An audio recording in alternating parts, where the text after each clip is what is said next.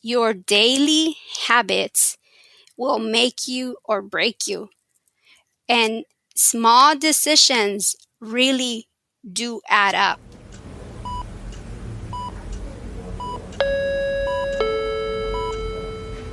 Paging Dr. Cook. Paging Dr. Cook. Dr. Cook, you're wanted in the OR. Dr. Cook, you're wanted in the OR.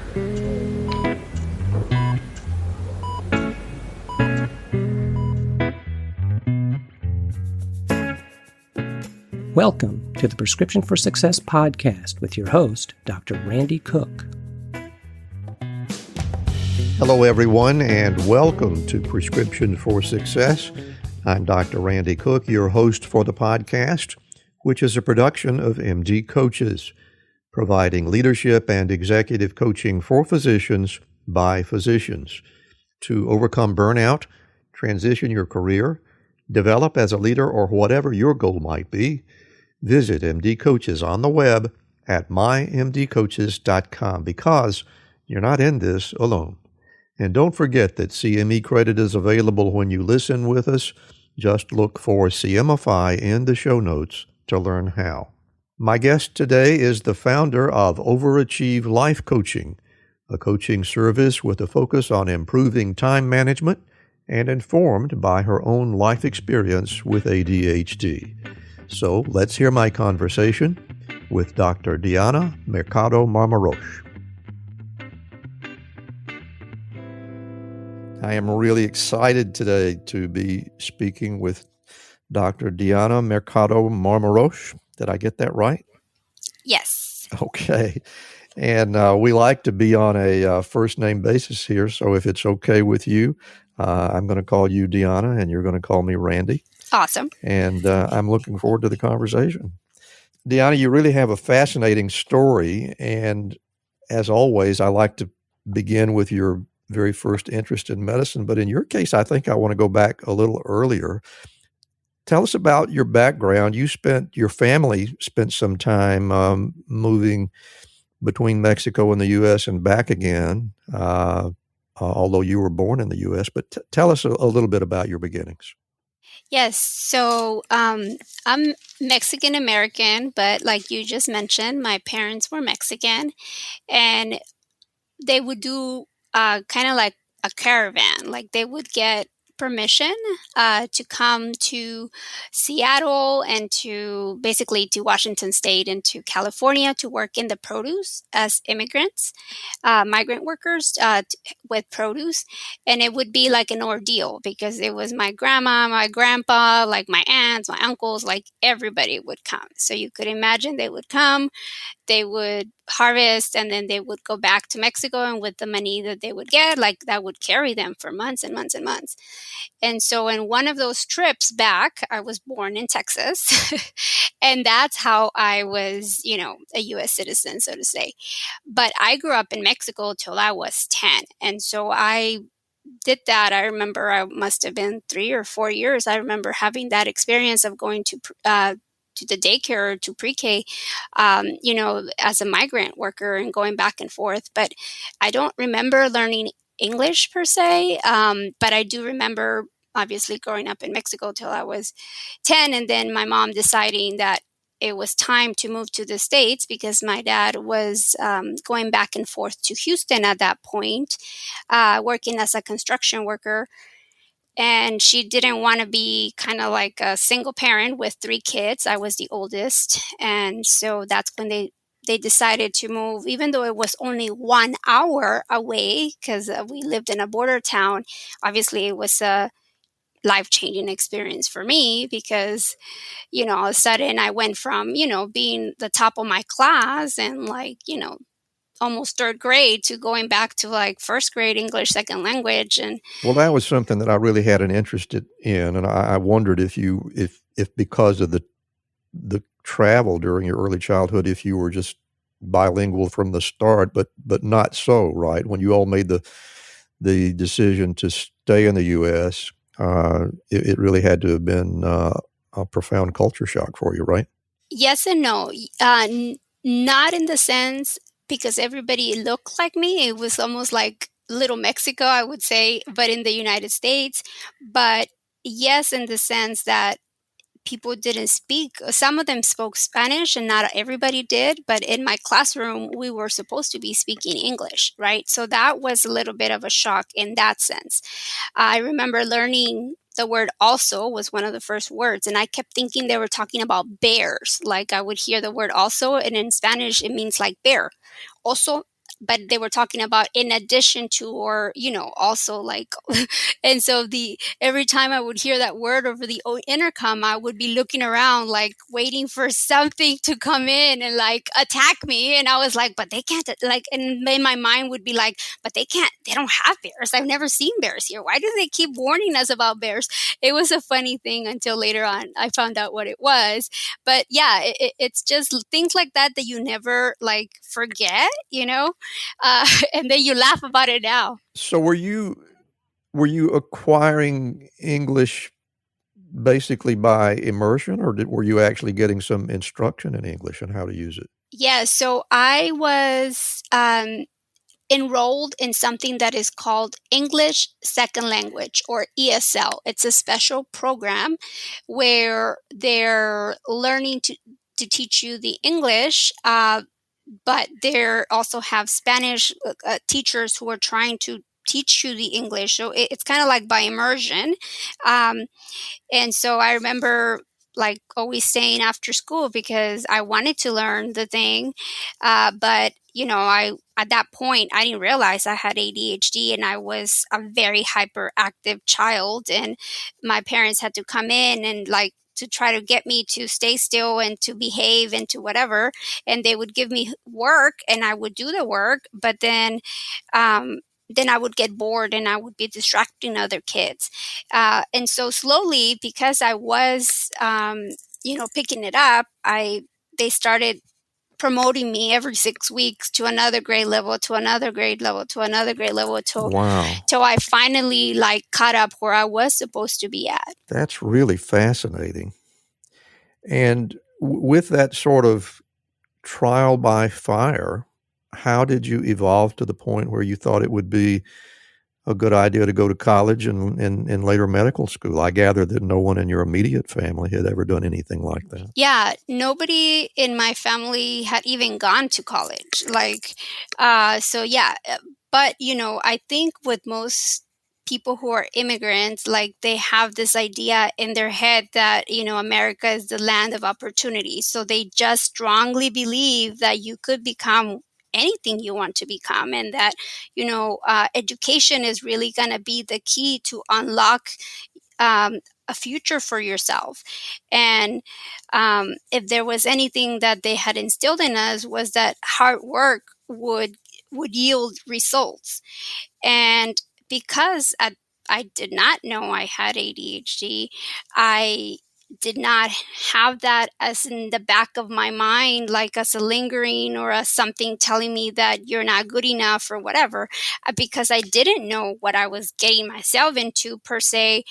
It was new and curiosity, and I didn't know what to expect. So I just figured, well, we'll see what happens. And I love to travel and I love to learn about different cultures. And because we come from humble beginning, I realized right away that the only way for me to travel was to say, oh, this educational program over here, I need to go to that. And then they couldn't say that I couldn't go. So then we would have to find a way to fundraise the money for me to go somewhere, whether it was to go to, Washington, D.C. for a leadership conference. And eventually I found a program as a sophomore in high school. It was called Upper Bound Math and Science. It was a 6-week program where I had the opportunity to get selected to go to Oklahoma. And that's the first time that I finally was around other individuals of different ethnicities other than just Mexican American per se.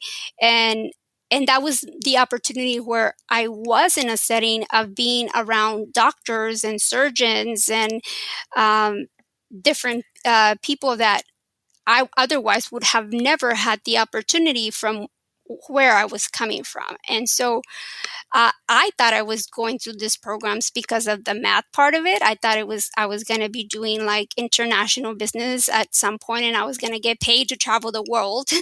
But I realized quickly, even though I got my scholarship to St. Mary's in San Antonio for international business, I realized quickly during my first semester that it was not business. It was that I wanted to be a doctor, and that's when I switched. We'll get back to our interview in just a moment, but right now I have a message about the upcoming DPC conference. You know, pre-authorizations, reimbursements, administrators, and EMR clicks are robbing your time with patients and challenging your clinical judgment. Physicians, you don't have to be miserable in medicine. You didn't pick the wrong profession, just the wrong practice model. Thousands of physicians have opened independent direct primary care offices around the country. Patients pay a flat monthly subscription for everything a local doctor's office can offer. This November, the Direct Primary Care Conference delivers the nuts and bolts of launching a membership practice that offers concierge care at blue-collar prices. Seasoned direct primary care practitioners from around the country will descend on Dallas to be part of the happiest CME on earth. So check out dpcconference.com for tickets to our next conference. First-time physician attendees receive $200 off, thanks to a grant from the Physicians Foundation. Visit online at dpcconference.com. I want to tell you about a new sponsor for us.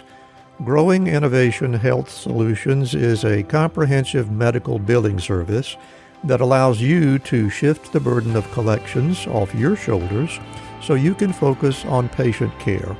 GI Health Solutions has the experience and the expertise to help you manage all your billing-related chores efficiently and professionally. Their expert team will handle all your coding, claim follow-up, and billing issues to be certain you receive your payments on time. They can streamline your billing process and increase your revenue by up to 30%. With GI Health Solutions, you'll get more time with patients, less busy work, better cash flow, fewer errors, and improved patient satisfaction.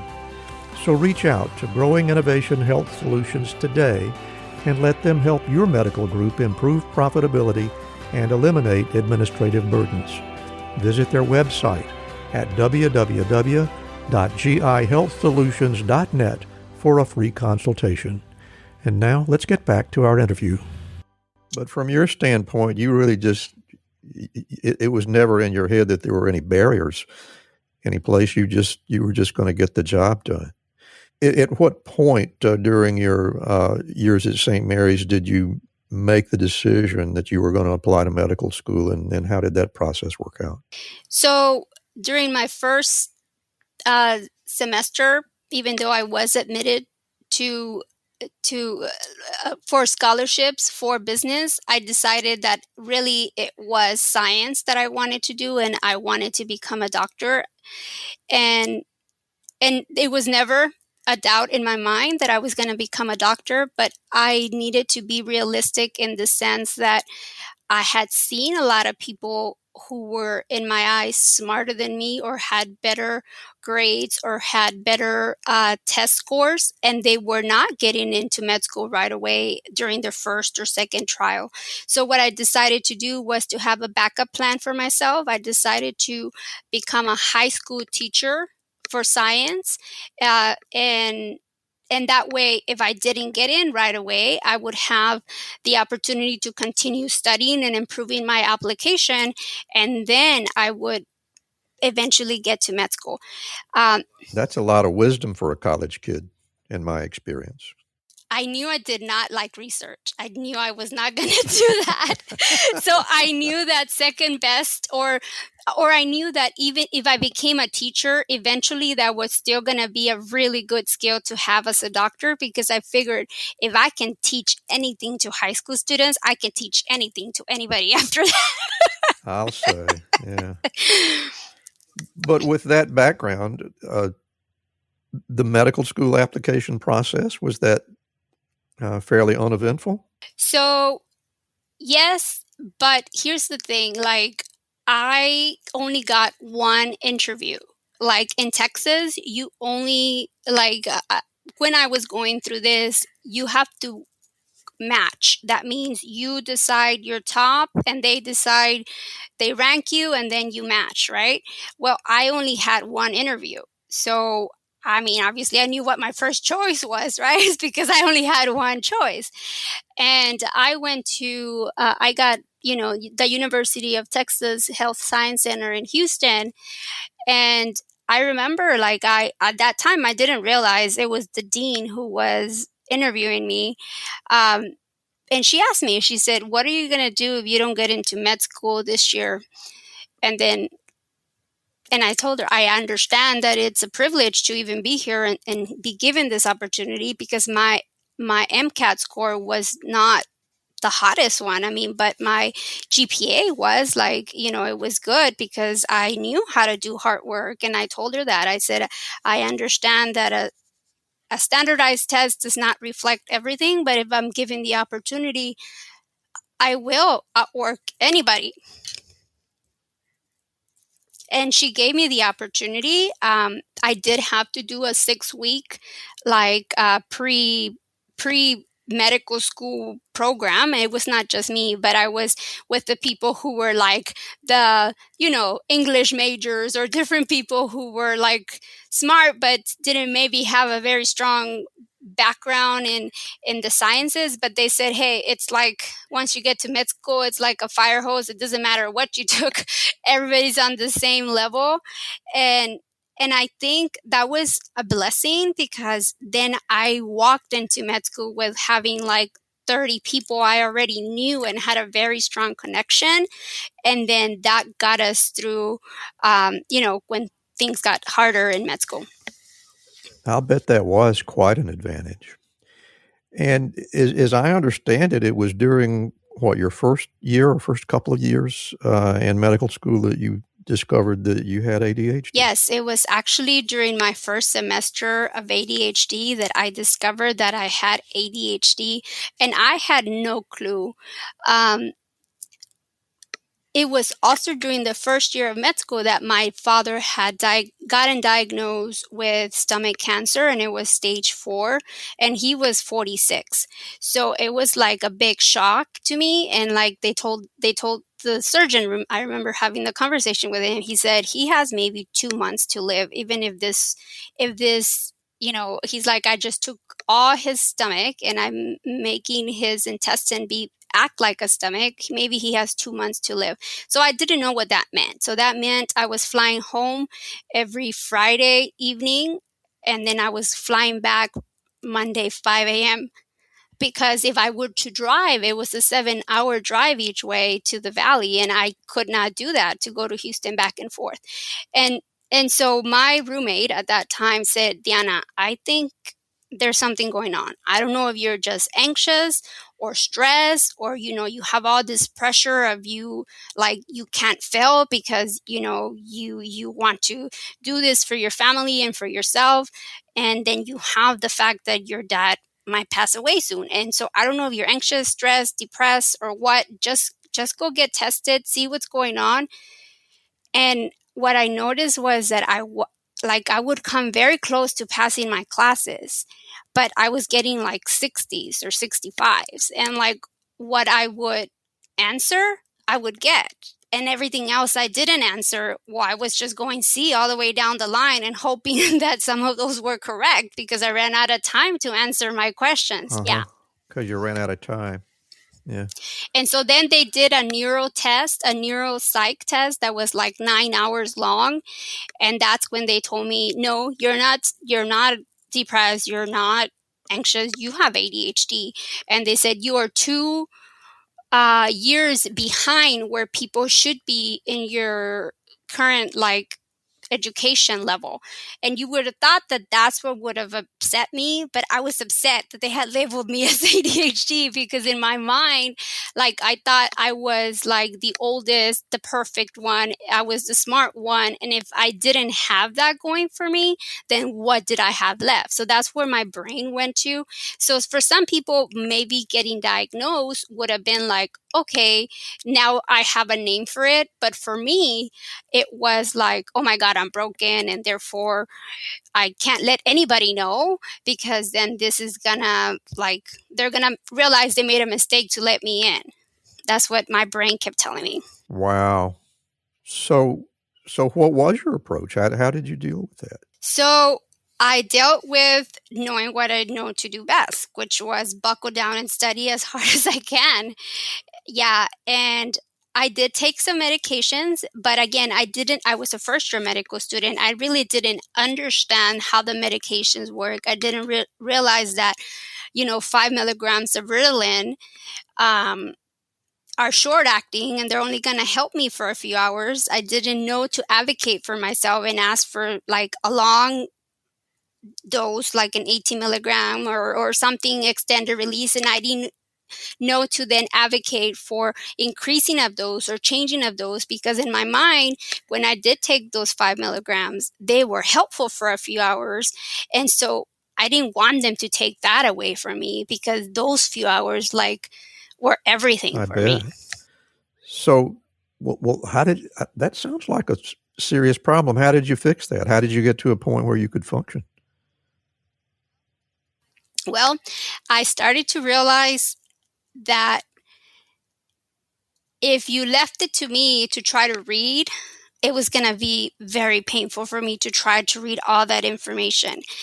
But if you told me that I could go talk to a tutor who understood what was really the priority, and talking it out, I could pick up what was the priority. Because for me, or for anybody with ADHD, everything that comes at us is considered a priority. So you could imagine how hard it is that you can't even realize what the big main points, because to me, all of them are the main points. And so then I figured if I had a tutor that they did really good in this class, when I went to go talk to them, I can try to study pictures. I realized that studying pictures would help me or to try to interpret stuff.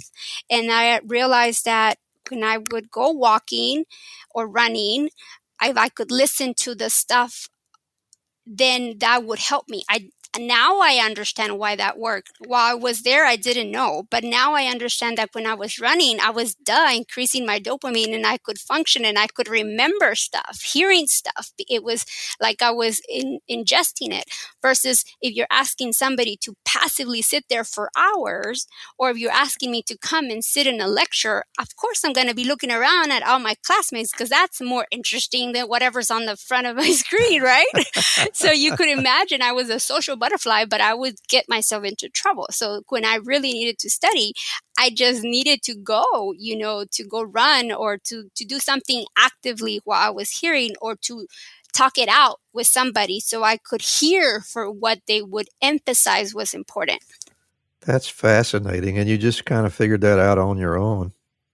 Yeah. And I think I didn't get diagnosed in high school or in college, because in high school, probably because I was running 10 miles, because I was in the cross country team, so that was probably my medicine, right? And then in college, when I was struggling, I realized that I was using food as a way to help to try to concentrate. But then I started running, and as I started running, my weight came off and my grades went up. But again, I didn't make the connection. It's not until years now I can look back and tell you. But then I had no idea. I was just trying to and then it came to a point where I think I way overstudied, to where you way overstudy and then you doubt yourself, because you're like, it can't be this easy. It must be something I didn't study. And then you would obviously click the wrong one. You never even heard of that word, but you put it there because it must be that you didn't study that one. That's really interesting. And it's my understanding, and you should correct me right away if I'm incorrect about this, but it's my understanding that women are frequently underdiagnosed with ADHD because apparently they manifest it in a somewhat different way. And for that reason, they're often overlooked. Do you think that was part of the issue in your case? I think it could have been a couple of things. Yes, it's correct that females tend to be diagnosed later in age because they tend to have the inattentive type. And I think I had, and as a kid, I think I had the hyperactive type. That's why my dad had to be called from work and sit there so that I could behave, right?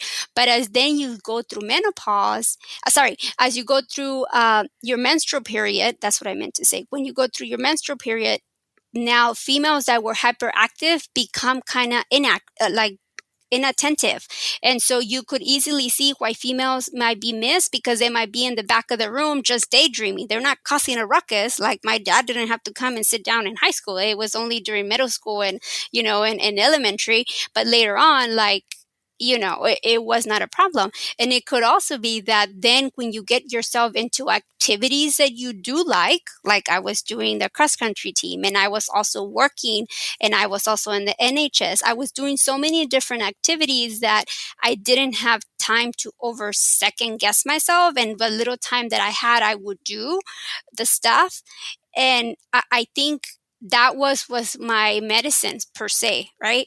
And so, yes, I think as you get older, because all of a sudden, whatever systems you had in place are no longer as effective, probably after the birth of a kid or after you get promoted or after you get to law school or some type of higher education, you are gonna start to see, ooh, what's going on here? And sometimes it's easier for them to be like, well, she's smart. She's clearly not ADHD, because everybody just associates like a little kid running around.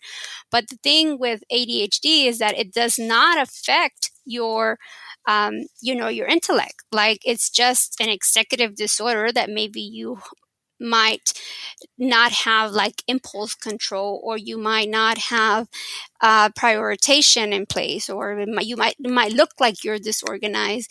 But the thing is that I think because I had the goal in mind, like I would overcome some of those things. But oh God, did I have time blindness? Like I could never, like if you told me get here at 3, like I really had to put on my phone that the test was at 2, because if I put it was at 3, I might have missed the test. It's just because you don't realize, we want to just think of like how long something is going to take, but we forget like all the steps before then that you need to have gone through to be able to do the task. And so we're so bad at like figuring it out together. Well, I got to tell you, I've heard quite a number of survival stories in the process of doing the 120 or 130 episodes that we've had, but this is unquestionably one of the most riveting that I have heard, and I think it's just amazing that you've been able to accomplish what you've accomplished. And I want to go on and talk about some of those accomplishments. You clearly managed to survive medical school, and you decided that family medicine was going to be your life's work. How did you come to that decision? So in my mind, I always thought, actually, I thought I was going to do adolescent medicine. I really loved the kids. But I didn't realize that I applied for residency for pediatrics. That's also a funny story. I actually went with one of my friends to a second look dinner. She was getting interviewed for family medicine, and here I am at the right place at the right time, talking to Dr. Khan. At that time, he was the director for family medicine residency program. And I was talking to him, and I told him I wanted to do adolescent medicine. And he said, did you know that you could go through peds or through family medicine to get to adolescent medicine? And I was like, I had no idea. And anyways, and he told me, Baylor right now has 2 programs. You should consider applying for this other program. because I was off cycle. I did not pass my step the very first time. I missed it by 1 point, and I didn't know any better. I took my test 2 weeks after my dad had passed away. I should have probably waited, but I had studied so much, and I said, no, it's now or never. And I took it. And again, you second guess yourself sometimes when you probably way over study. And I think that's what happened to me. But at that point, I couldn't see it that way. I just said, no, I cannot, you only get 3 chances to take steps. And I did not want to, do that. And so I decided I was going to go all in and take a time during med school to go to do another program to study for the step. The point is, I ended up graduating off cycle, meaning I was going to graduate late. And because I was going to graduate late, even though I went to going and interviewed for like 10 different pediatric programs, and they knew I was graduating late and they were willing to wait for me, Dr. Khan at that point said, Diana, you might want to consider coming to us for Baylor. You might want to consider that, because in this other program that just got approved, you might qualify. They might wait for you for being off cycle. And so I went home that night. Again, I wasn't there for me to be interviewed. I was there just to support my friend. But I went home that night and I called my mentors and I said, do y'all mind going back in and just everywhere there says pediatrics, just put family medicine, because either way I'm gonna get to adolescent medicine? And they're like, sure. So I went home, I changed everything, I applied, and I ended up at Baylor. And so after I went through the residency, I realized that I really belonged in family medicine, because family medicine, you have no idea what's coming through the door. Like, it could be a kiddo, it could be a teenager, it could be, a pregnant lady, it could be anything really. And I think because of my ADHD and always wanting new things and not wanting to be bored, I realized that was the perfect field for me, because it was enough to keep me on my toes and enough for me to know a little bit of everything, but enough for me not to get bored with the same thing over and over. And I guess that leads into my next level of curiosity, and that is, was the reality of your ADHD less challenging as a resident, as opposed to what you had dealt with in medical school, or was it just simply a whole new thing that had to be dealt with? What was it like for you? I think it was challenging, of course, because again, they would tell you, go talk to the patient, and an hour and a half later, here I come back with this, and they're looking at me like, where the hell were you? And I was like, talking to the patient. And they're like, what were you talking to them about? I'm like, anything they would tell me, again, because I could not prioritize what was. Sounds like you were taking a pretty good history to me. It was an amazing history, and then they were like, how did you get to that? And I was like, I don't know. They just tell me things, And so, of course, like I don't have any problem talking to anybody. But then came the part of writing it. That's where I hated the part. Like, I hated to write like the notes. And that's what would get me into trouble. And of course, they would tell me to go do this thing, and I would go do that thing and then not realize that other thing was more of a priority, because again, to me, everything was a priority. And so it was, trial and error, but eventually I figured it out. And I had amazing mentors, and I, I'm so grateful for that.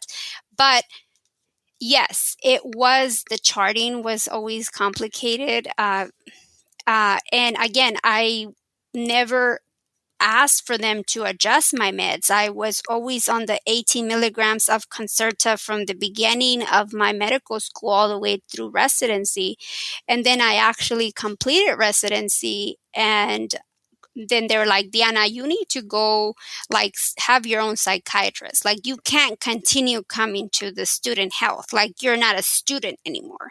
And so when that happened, that's what really started to derail me, because I was told by a random psychiatrist that didn't even know me more than 2 minutes that, I should know better, that I was a physician and that I outgrow ADHD. And so he didn't want to look at my neuropsych evaluation. He didn't want to look at my bottle that said I was on Concerta. He said I didn't need meds, and he walked out of the room.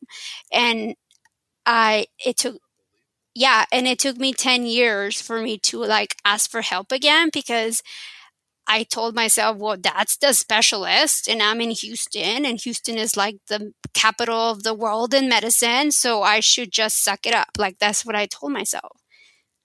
And I pay for it dearly. I mean, I was always like 200 to 300 like charts open, for a decade. And every month, of course, I would close them, but I was spending like 20 to 30 hours outside of work. I wasn't really telling people how much I was working, because I was embarrassed, and I didn't want to. I thought it was like a low cost for having the privilege to take care of my patients. Hi, I'm Rhonda Crow, founder and CEO for MD Coaches. Here on RX for Success, we interview a lot of great medical professionals on how they grew their careers, how they overcame challenges, and how they handle day-to-day work. I really hope you're getting a lot of great information. But if you're looking for an answer to a specific problem, management or administration challenge, or if you're feeling just a bit burnt out, like maybe you chose the wrong career, well, then there's a faster way to get the help you need. No, it's not counseling, it's coaching. RX for Success is produced by MD Coaches, a team of physicians who have been where you are. I know you're used to going it alone, but you don't have to. Get the support you need today. Visit us at mymdcoaches.com to schedule your complimentary consultation. Again, that's mymdcoaches.com, because you're not in this alone. We'll get back to our interview in just a moment, but right now I want to tell you a little bit about Physician Outlook.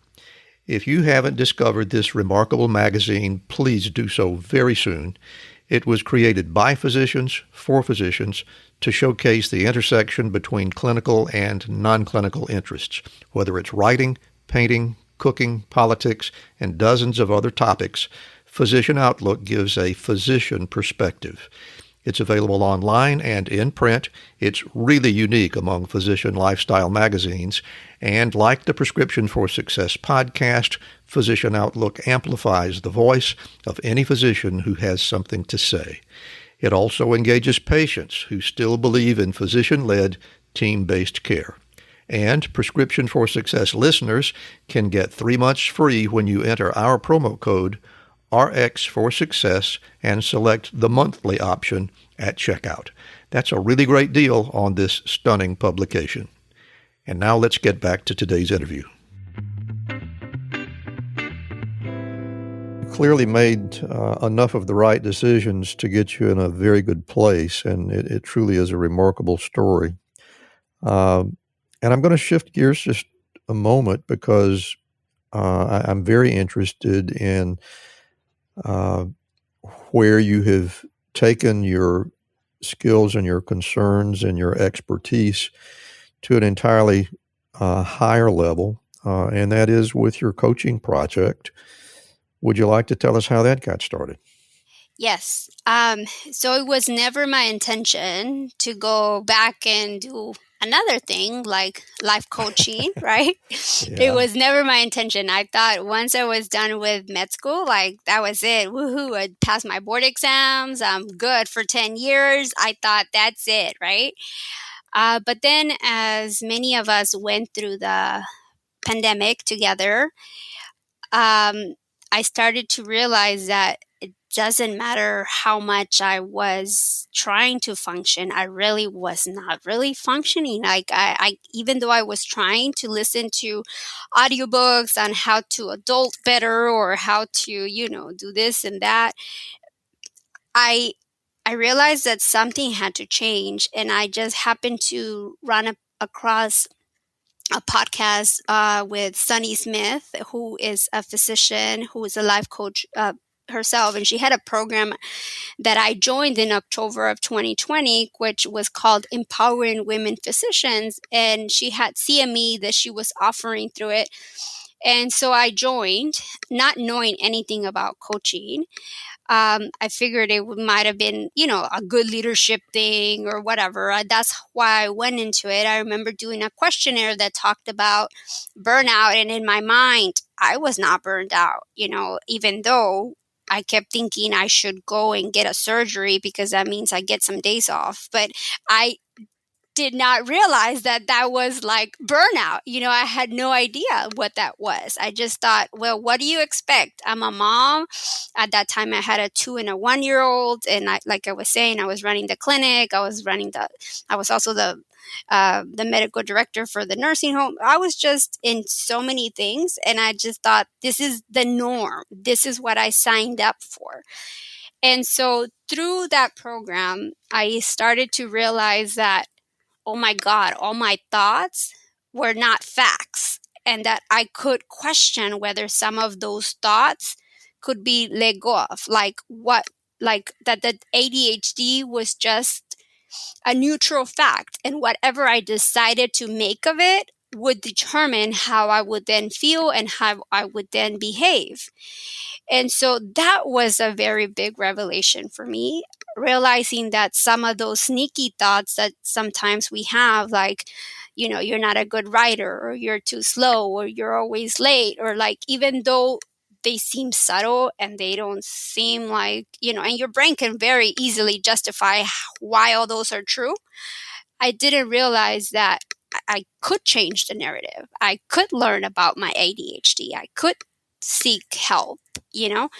And so it was through that program that I started to realize that I had options. And again, it was never my intention to go become a coach myself, but in her program, she had a life coaching thing, and she had a business coaching thing. And because I had just invested $5,000 in this program, my husband was like, pay attention to all the classes that they're having, right? I bet he did, yeah. And I said, okay, I'm going to pay attention. And so I went from, again, feeling like I had no time in my mind to paying attention on this program, which was taking about 12 hours per week. But part of it had peer coaching. So you were being coached one-on-one by another physician. And one of those physicians called herself a charting coach. So I was smart enough to book 2 sessions with her at the beginning and towards the end of that 8-week program that I went through. And she gave me some key pointers on how to start changing my narrative and how to implement some things. And then I decided, maybe I should look into ADHD again. Maybe I should start taking meds, or maybe I should make an investment in an ADHD coach. If this physician has helped me, I wonder what it would be like for me to start to get curious about how my brain actually works, instead of fighting against it, like walk into it and like really do it. And so finally, on February of 2021, I decided that I was ready to talk about my ADHD.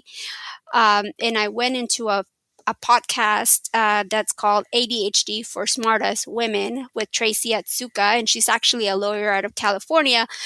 And I shared my story there, episode 111. And it was through sharing of that story that I started to get so many emails from all over the world of medical students and physicians from, you name it, from Australia, from Canada, from Brazil, everywhere. and they were thanking me for speaking up about something that they didn't realize other people were going through. And that's when I decided, well, I don't see anybody specifically saying that they have ADHD and they're a physician and they can help others. So that's when I decided I'm going to create a course. I'm going to teach them that they can come, and there's not going to be any judgment here, because believe me, we've already judged yourself too much and that didn't help. And what if there's a different way? What if there is a different way where you actually put yourself in the center of it and realize that ADHD starts and ends with you. Like, it's never going to go away, but you can build systems to help you to compensate. And it's not just affecting you, but it affects everybody around you. It affects your patients. It affects your family, And so when I started to learn that, people with ADHD could have 20 years less of life expectancy compared to somebody who didn't have ADHD, I was like, oh my God, I don't even smoke. I don't want to die earlier if I don't even smoke. And so I decided that, okay, I needed to do something, and I was my best investment, and that if I didn't do it, nobody else would. And so slowly I started to get my charting under control, and then I started to create this program, and I called it Transformational Group Coaching. Since then, I've done this for the last year and a half, and I've been able to help about 65 physicians of all different specialties and ethnicities and 80% of them have ADHD, but 20% of those physicians don't have ADHD who have gone through my program, but they have identified with the time blindness or the procrastination or feeling like they don't have a handle on their schedule and their schedule is running them, or feeling like death by 1,000 clicks through the EMR, And I don't know. Of course, I've been retired for a few years, but during my years in practice, I don't remember ever being around anybody that thought they had enough time to do all the things that need to be done.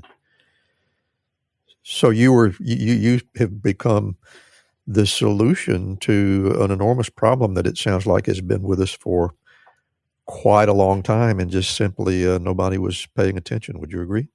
Yes, I think it was in deciding that instead of asking, why is this so painful? I decided to change the narrative and ask, how can I make this thing that needs to be done be a little bit more fun? How can I practice medicine in my own terms without feeling like, I'm a victim to the system?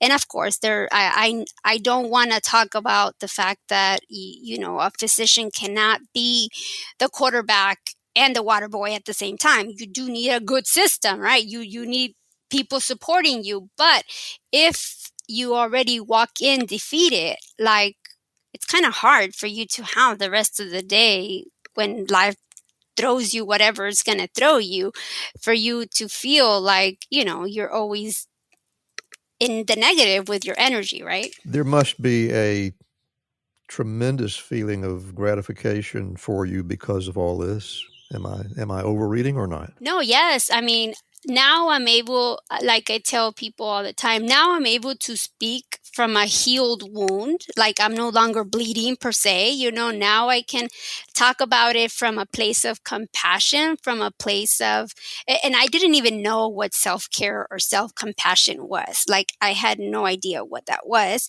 Of course, I always gave to everybody else, but I didn't realize that I needed to give that to myself first, and how much of an impact it would make if I just saw myself as a human being with a human brain who is meant to freak out, and nothing's gone wrong there. It's just my brain's trying to keep me alive, but it's overcompensating, and it's actually preventing me from being, acting right.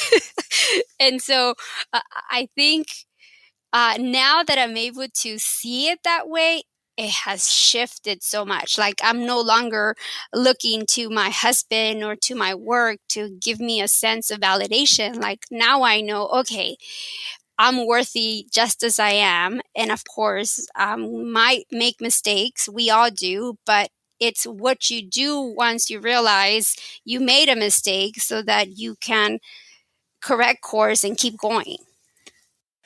Well, once again, Deanna, this has been a very inspiring story, and I really appreciate you taking the time to share with us. But we've come to the point of the show that I really like the best, and that's where I get out of your way. So that's what I'm going to do right now. I'm going to close my mic, and Dr. Deanna Mercado Marmarosh is going to give us her personal prescriptions for success. If I could talk to myself, my 10-year-old version, I'm 40 now. If I could talk to my 30-year-old version of myself, my prescription for success would be that a life worth living begins by owning my own story. I would tell myself not to think of myself as less than, not to feel ashamed, not to be in victim mode, to set some boundaries. Most of us don't set boundaries because we feel like we're going to let somebody down. But when you set some boundaries, you tap into that self-care and self-compassion, and you put yourself front and center, and you realize that a life worth living begins by owning your story and not necessarily believing everything that your brain is telling you. Because sometimes those things that it is telling us might be somebody else's opinions. And they might have been okay. They might have been helpful enough to get us to this place, but they might not necessarily be something that you on purpose choose to keep doing, because where you want to go might mean that you need to continue to change and self-evolve and grow so that you become that next version of yourself. The second piece of advice I would tell myself is that you are your most important asset. You do need to invest time and invest money to be your own advocate. And that might mean getting a second, third, or fourth opinion from your physician, from your counselor, from a therapist, from a life coach. Realize that an investment in yourself is really the only thing that is going to continue to improve yourself as an asset. You know, most things like a car or a house, they depreciate as soon as you buy them. But with you, the more you invest in yourself, in your mind, in your physical well-being, the more that you get to think creative and use those gifts and skills to improve yourself and improve everybody else around you. And the third takeaway point that I would want my 30-year-old self to know is that your daily habits will make you or break you. And small decisions really do add up.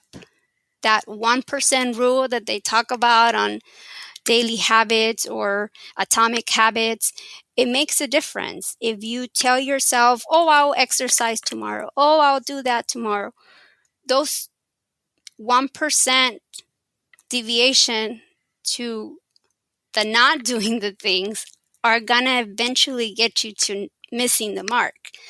Versus if you tell yourself, no, today is the day, now is now, and you decide and you are intentional and you begin your day with what your intentions are, and you journal about it or you write it down, then you have the possibility of doing that. And within those daily habits, you need to make sure you're reading. And if you're not reading, because like me, I can't sit down and read, you need to make sure you're listening to those audiobooks that are going to be expanding your brain and realizing that you don't have to stay in this closed-minded frame. You have to continue to expand, be a lifelong learner, and be willing to use these habits to increase your energy and to let go of the people that are not serving you. So my 3 things would be remembering to own your story, that you have the power to change the narrative. Remember to invest in yourself so that where you're going, you don't have to have evidence if you've never been, but you just have to believe that you are worthy to continue to get there, and surround yourself to people who can help you to get there, and that your habits really determine the type of future you're going to have.